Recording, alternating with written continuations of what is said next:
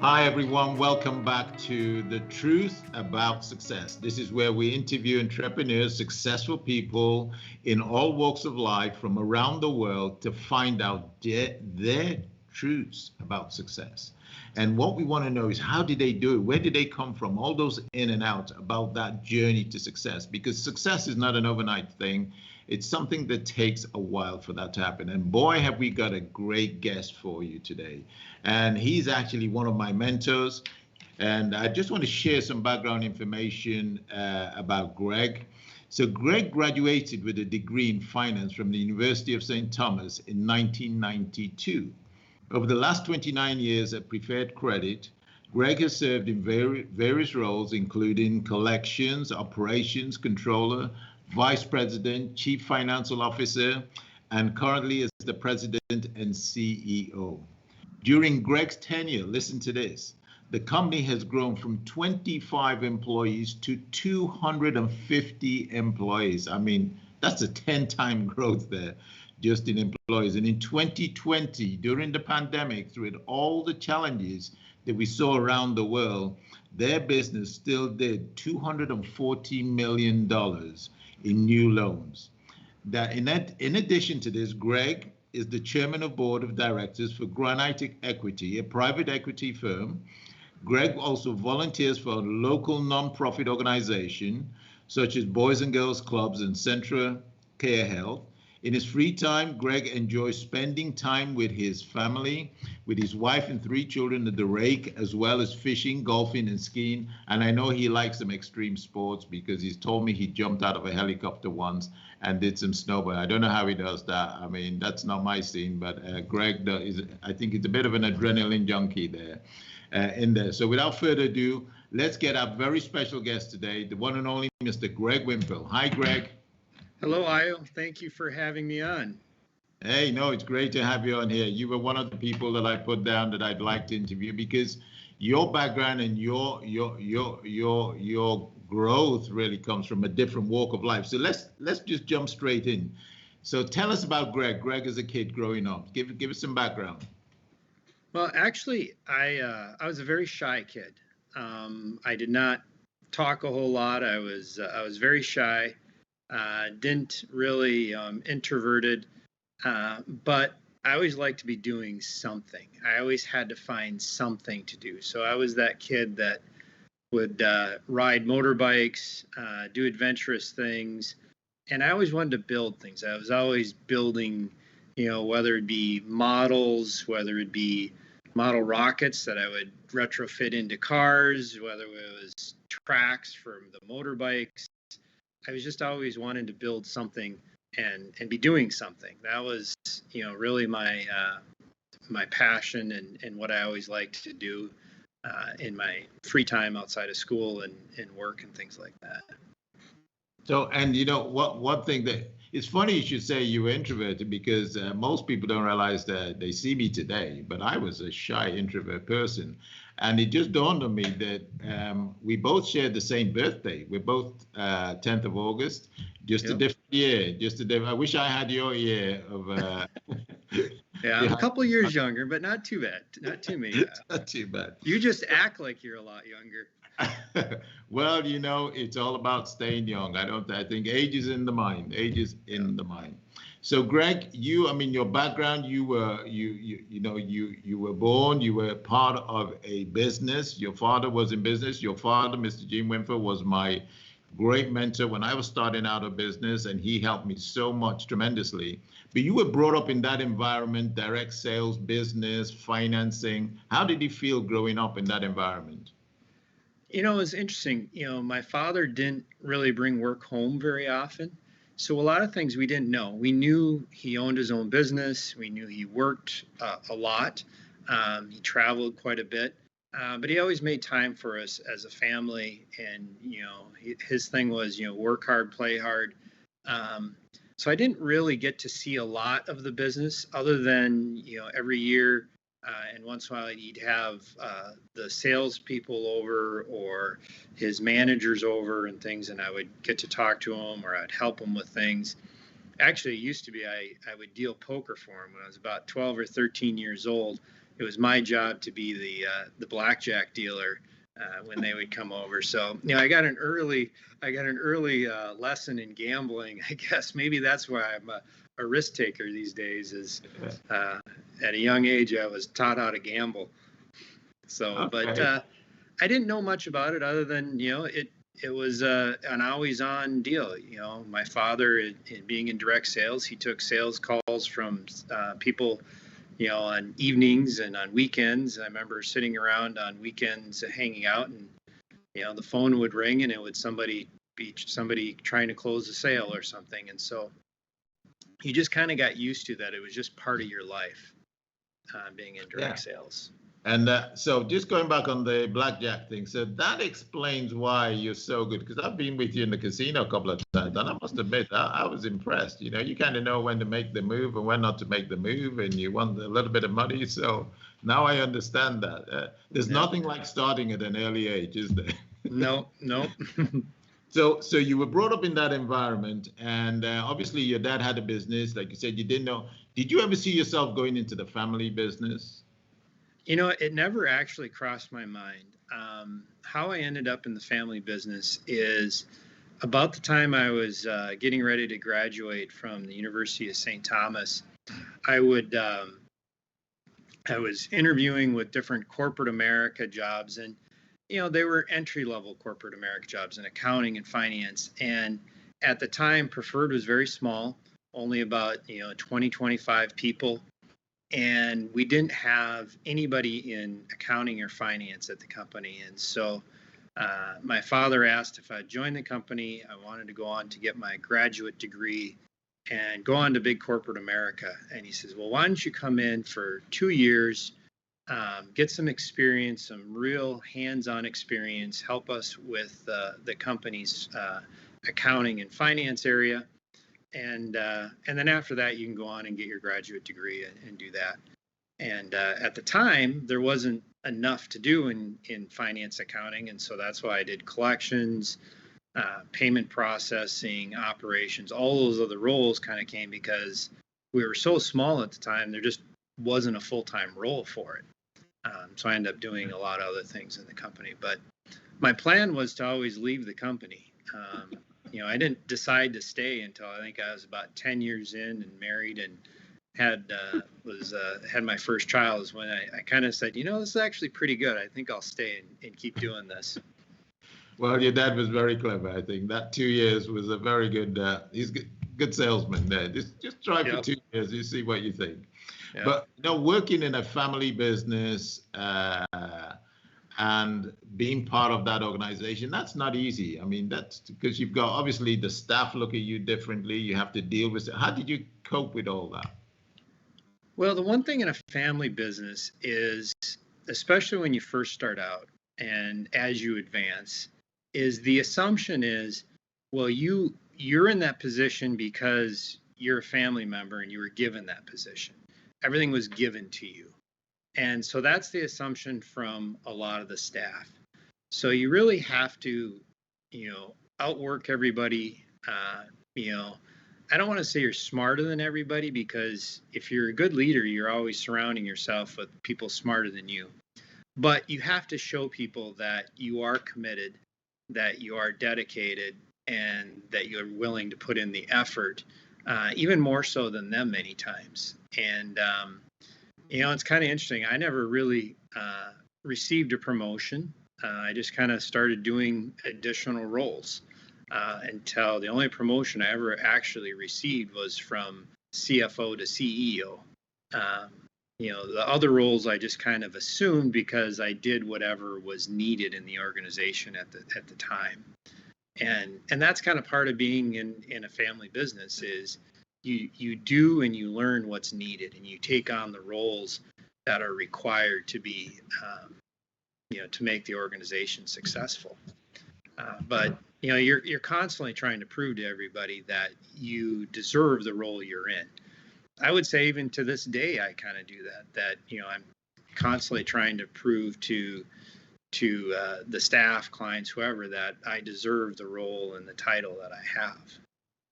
And Greg, you just touched on two key points there when we talk about, again, the truth about success. And one of them there is you work harder than everybody. I mean, that's what I've seen, as one of the trend I see with really successful people.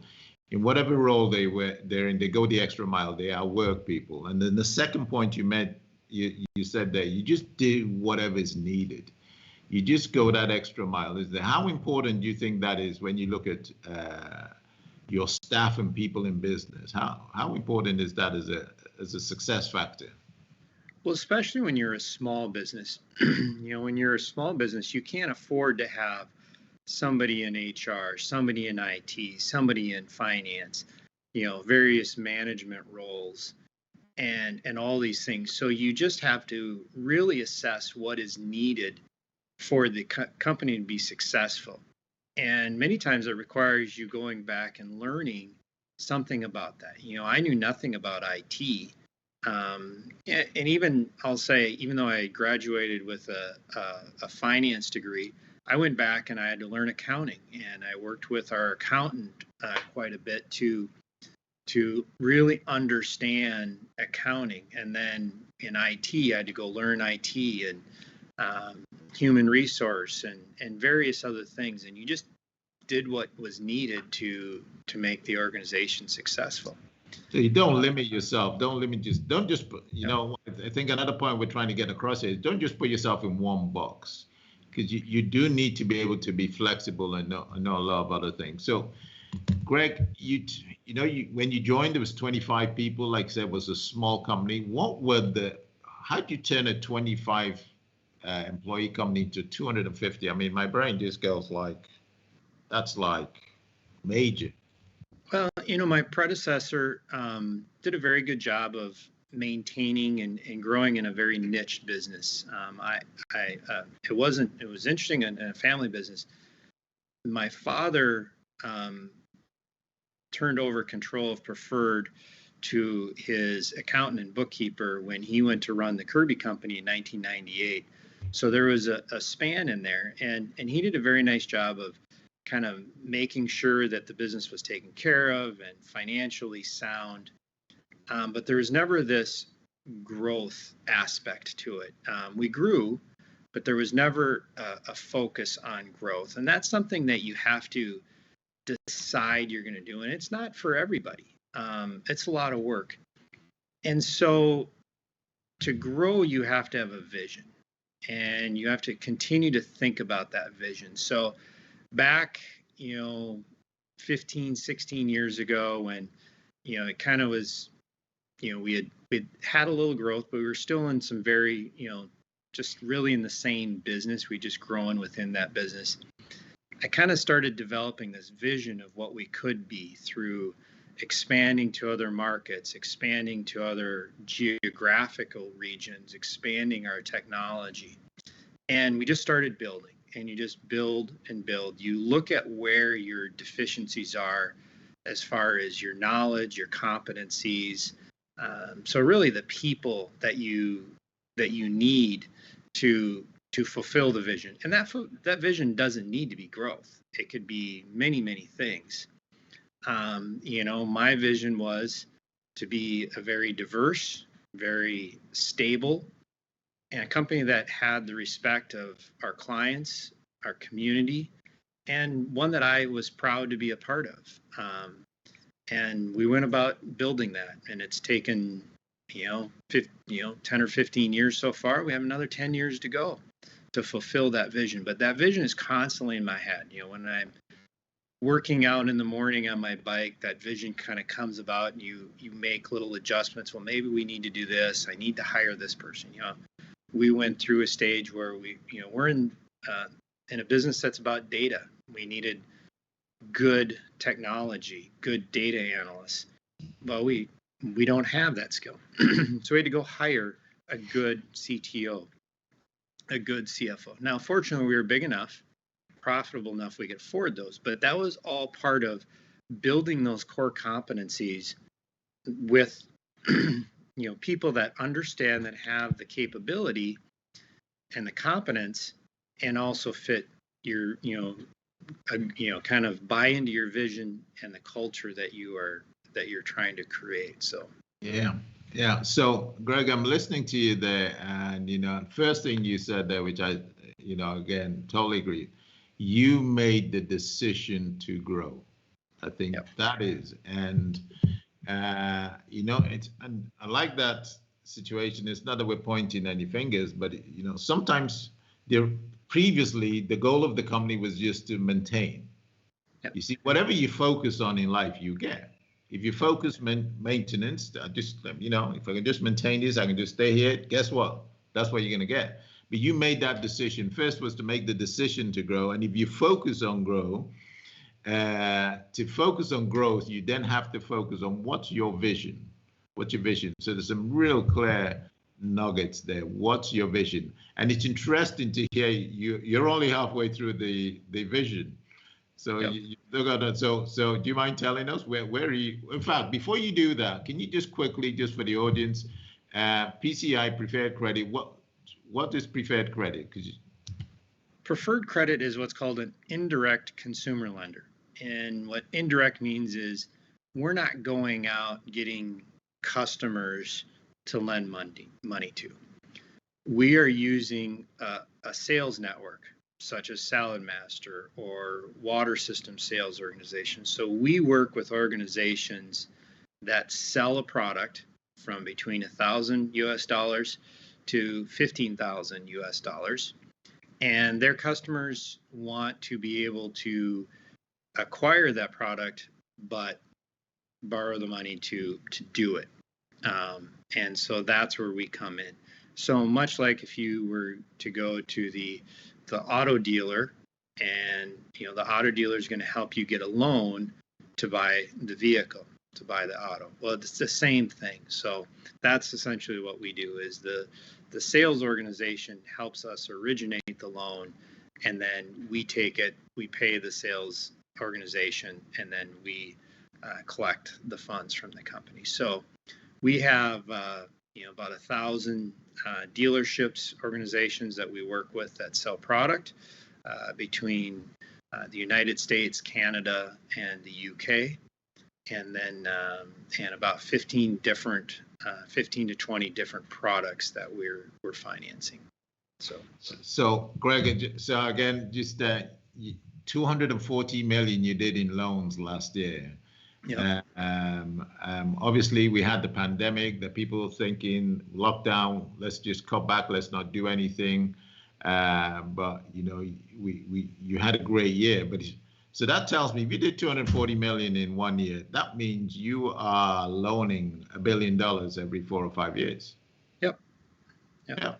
It's not bad. So it's nice it's not small. It's a nice little business. So that's fantastic. So we're running this massive organization. You've gone there. You've had to learn different things. You've had to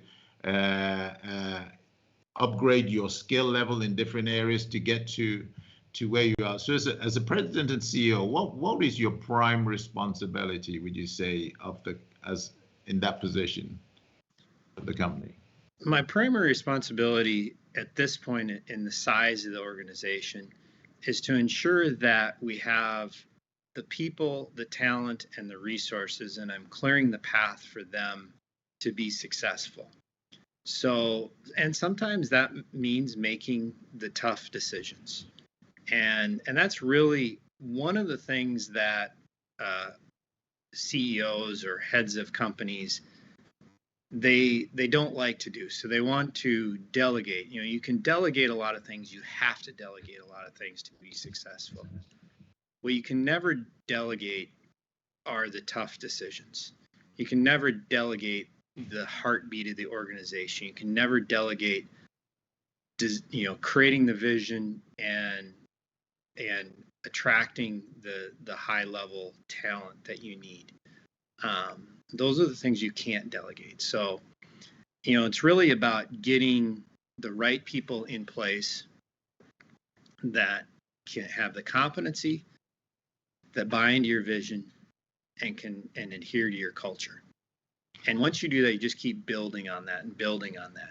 Yeah. But my job is to make sure we get those and then I clear the path for them to be successful.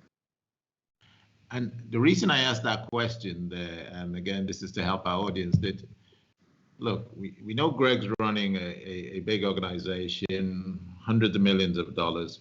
But if you were just starting out today, you are the president of your company. You are the president of you. And the same principles apply. Listen to this. You got to get the right people around you. You can't do it on your own. You have to get the right people around you, isn't it? That's the other thing here, the right talents. So it's not just people, but people who have got talents and the right resources around you. And you've also got to make the hard decision. Would you agree with that, Greg? I mean, Yep. I know you work with a lot of small businesses and medium-sized and large businesses. It's the same principles, isn't it?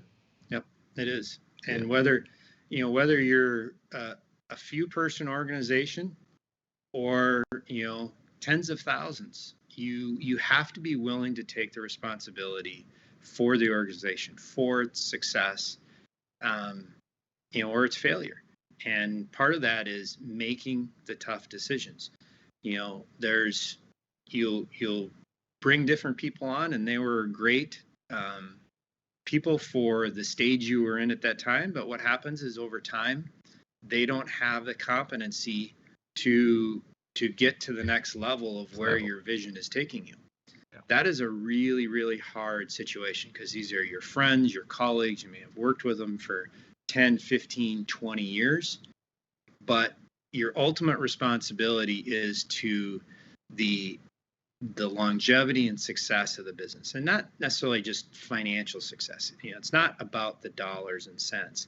It's about you're creating an organization that the collective whole of all the people involved can have opportunity and benefit from, and no one person, including yourself, can be more important than that.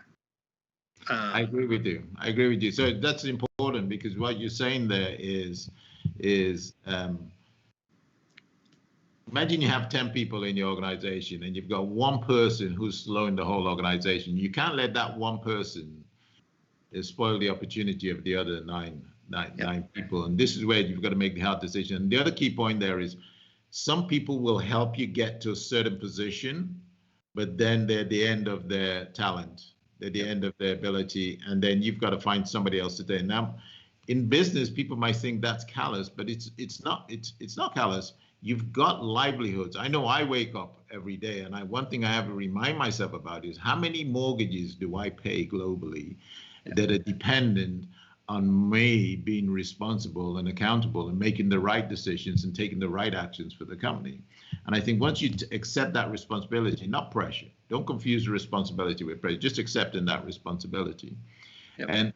And talking about that, I know one of the things we've talked about there is mentoring, having a mentor, because you've obviously learned some of this from mentors.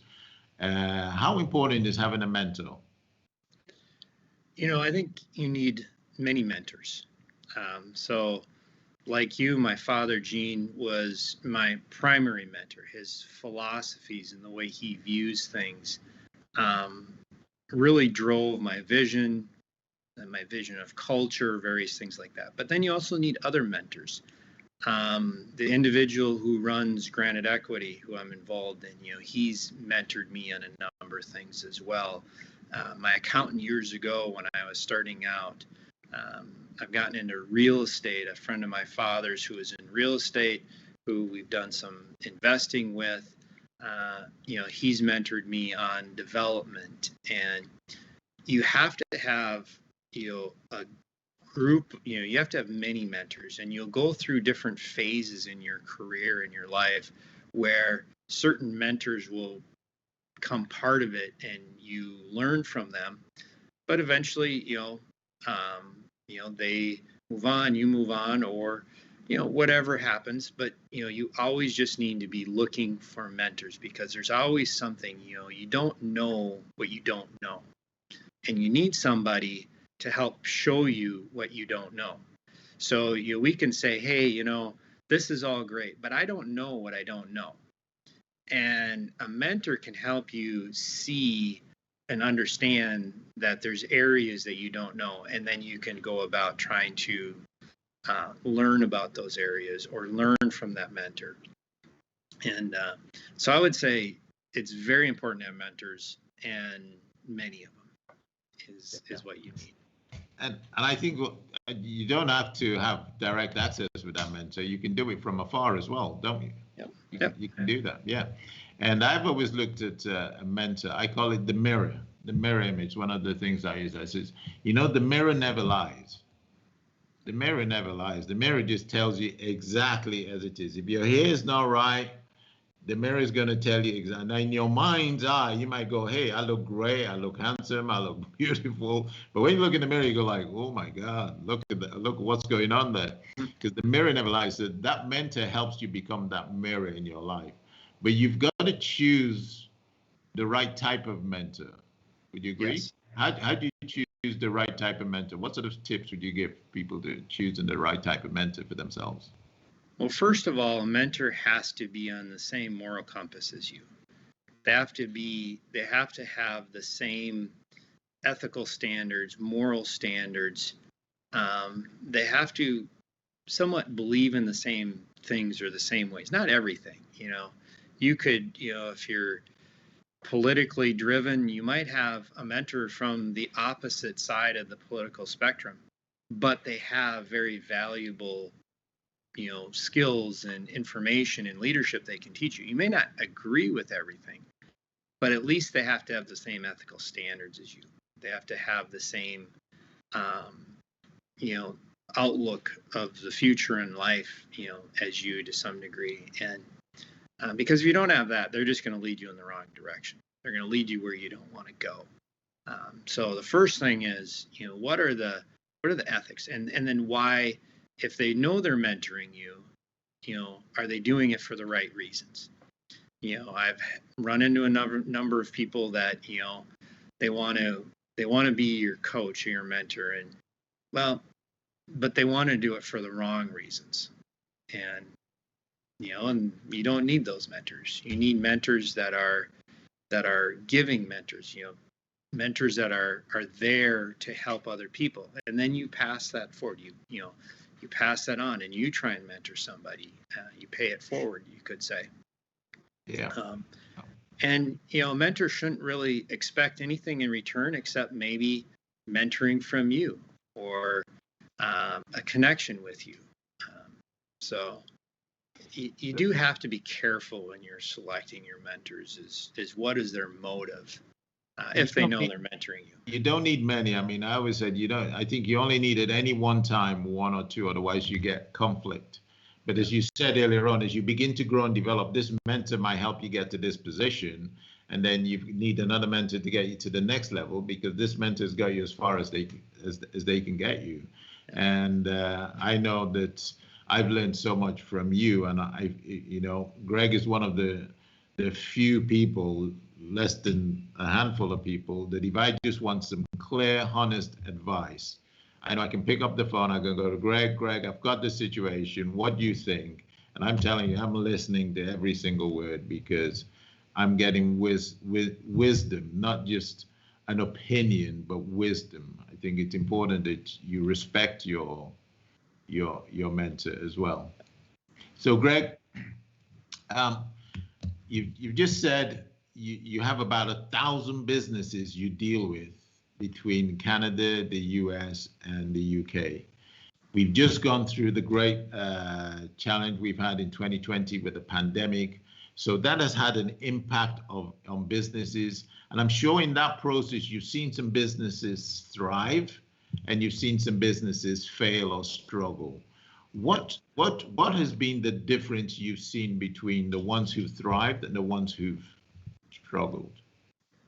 Well, the ones who thrived didn't let the pandemic alter their attitude towards the opportunity in front of them. Now, some of them, they just didn't have a choice. It's the way their business model was laid out. But some of them really just could have, it came down to their attitude. Some said, yep, here's this pandemic. It's going to be tough, but I'm going to figure it out. and I'm going to be successful, and I'm going to change the way I do things, but I'm going to be successful, and I'm not going to let this pandemic have an outsized impact. It's going to have an impact. There's no question. It just can't be an outsized impact. So it all comes down to attitude. And the ones that maintained a strong positive attitude about the future and their opportunity did much better. Now, some of them were helped by just natural forces. The water business, water filtration. People were at home. They wanted clean water. They wanted, things like that. Business boomed. We have a mattress seller that sells mattresses as a fundraiser for school organizations. Well, no school organization was going to let them in to do a fundraiser. They got crushed. They tried to figure out and change their model. They're coming back now.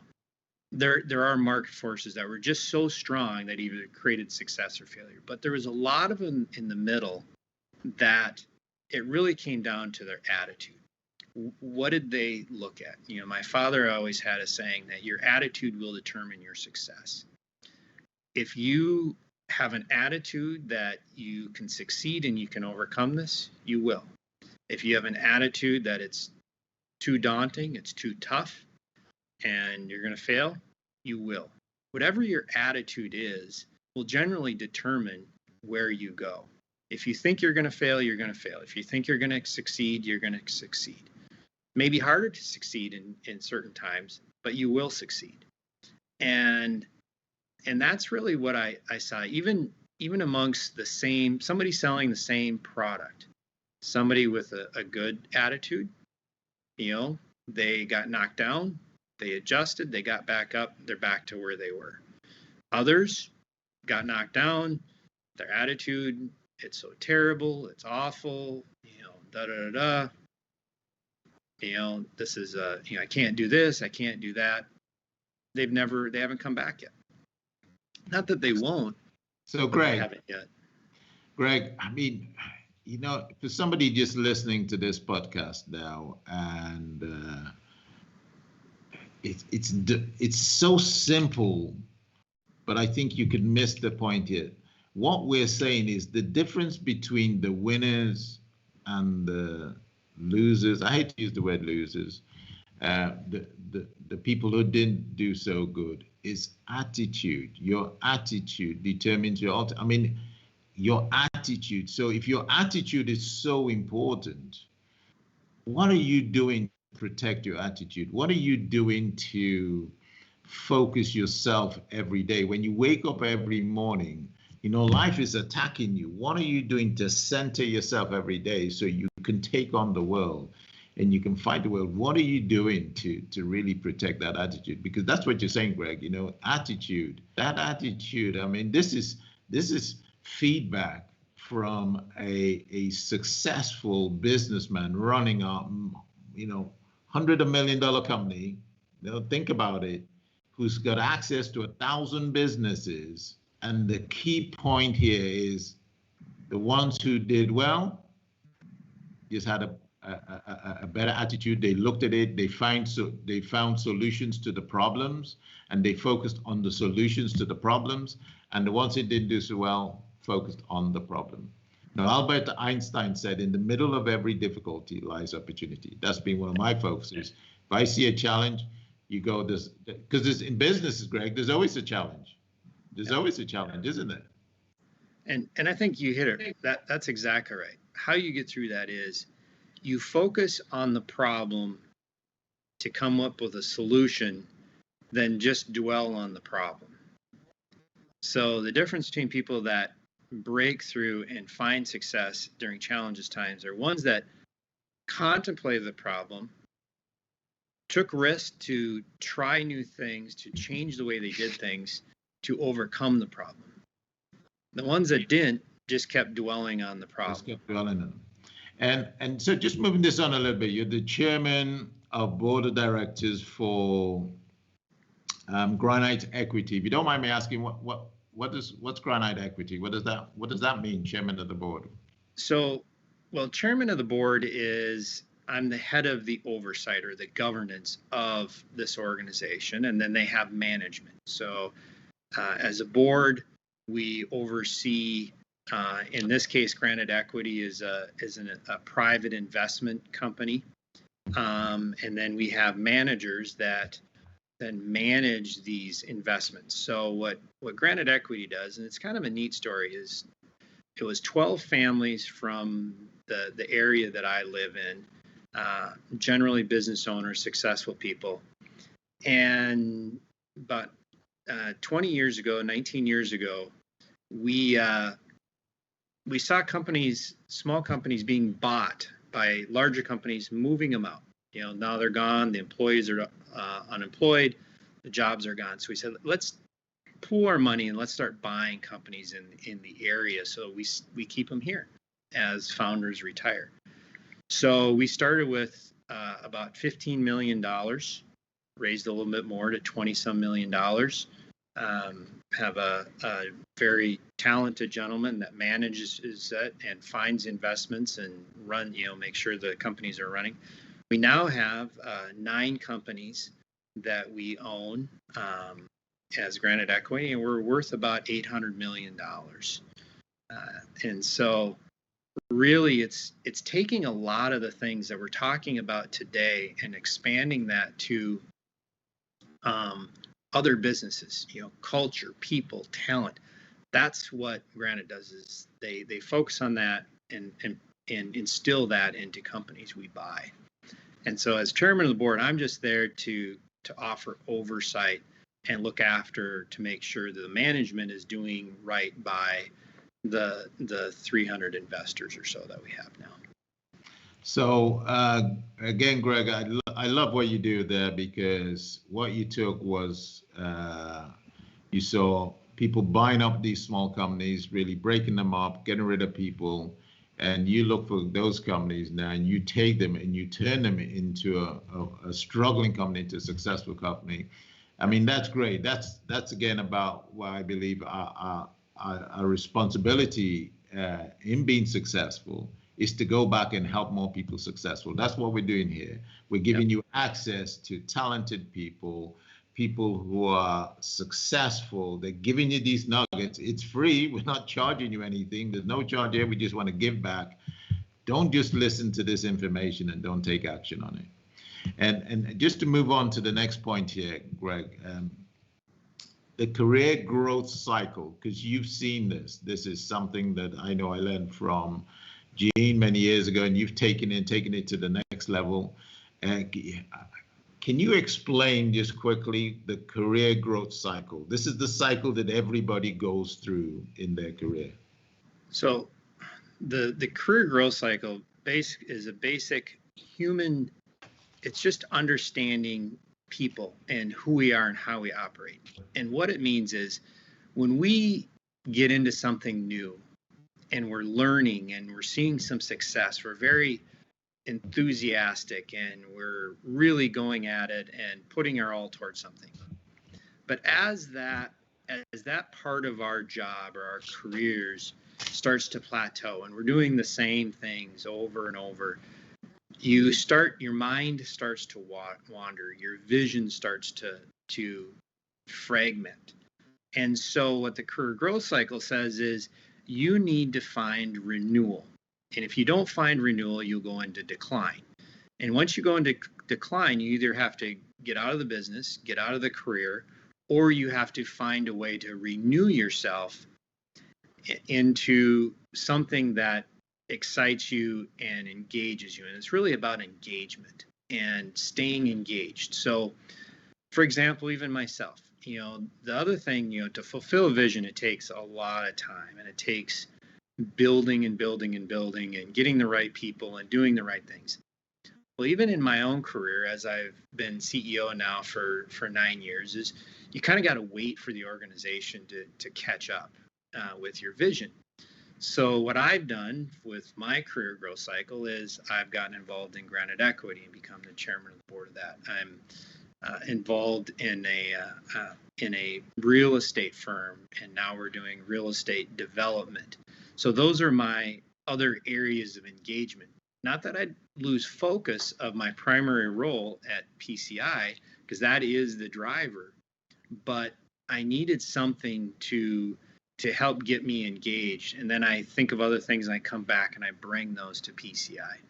Because if you just keep doing the same thing over, everyone is going to lose interest and disengage. And as a leader, once you're disengaged, you've just started the path to decline. And that may lead to failure. It doesn't always lead to failure. You can plateau out and manage through it, and it may provide you with an income that you're comfortable with and you're content with. But if you're going to continue to be successful, you have to keep upping your game and finding other ways to engage. And and that might just be setting new goals. In your own business. Hey, I want to get to here. I want to get to here. I want to get to here. Those goals help take you to the next level of your career growth cycle. And a lot of that requires learning. Most times to jump from one level of career growth to the next requires digging deep and learning new skills, new capabilities, new things yourself and for your organization. Reinventing yourself. You've got to reinvent yourself.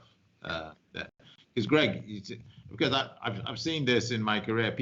Everybody's great when it's brand new and it's good. You get all excited and then you get to the point where business is rocking and rolling. You just said it. That's what happened to Preferred. We were just maintaining. And if you're not careful, if you just maintain, you actually go backwards. Yep. You don't grow. So to keep that career growth cycle going up, you've got to reinvent yourself, find something new that you're passionate about, excited about to go out there and grow.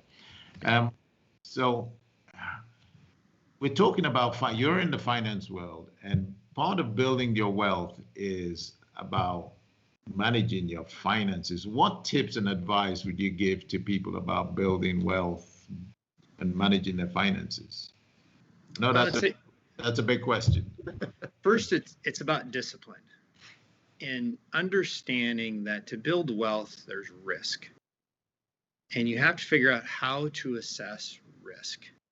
Because the person that's bringing you investment, if they're looking for the funds, they're not going to always tell you all the risks.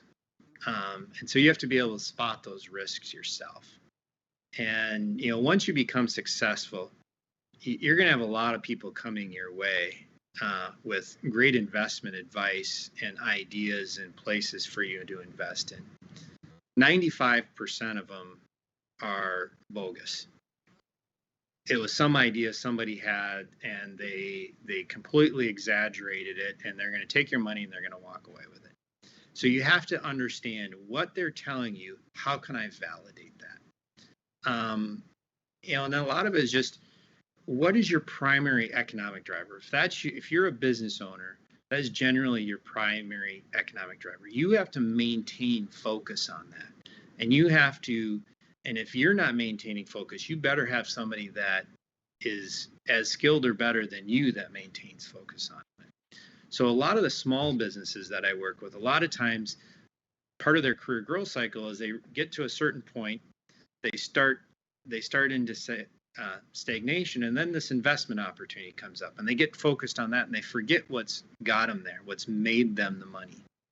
And so, my suggestion is usually try and find the next level in your own business, because you already know how to make money there, and find vehicles that you can place your money where it's safe, gets a good return, and you can move on and you don't have to worry about it. Once you get to a point where you have the people around you to run the primary economic driver, then you can start dabbling in these other things. But risk should all be, in correlation to how much you have already set aside. If you're already set and you have enough to maintain your lifestyle over a long period, well, you can take more risk and you can do different things and do that. But if you're not there yet, you shouldn't be doing it.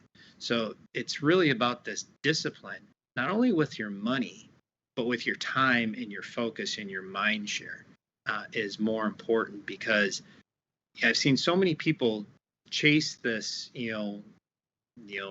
get rich scheme and can't fail scheme, and they forget about what got them there, And then that doesn't work out, and now their primary economic driver is failing as well, and now they're in a real difficult situation. Greg, just explain your primary economic driver. What do you mean by that? Your primary economic driver is the business that made you the money that now you're wanting to invest. So for us, it's a lot of our small business, the sellers that we work with. It's the sales of those products. When they sell those products, they make an income, then they can convert that income into an investment. But if they take their eye off that income is going to decline. And now they don't have the income, they don't have the savings to support them, and the investment they put it in maybe wasn't as good as they thought. And the other little tidbit is, if it's too good to be true, when somebody comes to you with investments, if it's too good to be true, it is. There is no get rich. I mean, yeah, there's things out there. Somebody invented something and became a billionaire in a few years, but there's very few of those. Very few. You're so right, Greg. I mean, I've seen in my career, I've seen so many people more talented than me build a business, grow it, make all this money, and then they take all the money out of the business and they go put it into something else that they know nothing about, because you're an expert in this business. That's why you're making the money. You become good at it. You become really good at it. You're making all the money in this business. You're going, you know what? I'm going to take my cash out of this and go into a business or put my money into something I know nothing about. And then they lose it all. Not only do they lose the money, but because they've now taken their focus off the business they're in, they've now got focused on this, they lose this business as well, and they lose both. Yep. You've seen that happen so many times. So many times. So great advice there from Greg. And it's important that you really just get clarity on, I call it the golden goose scenario. Yep. The golden goose lays the golden eggs.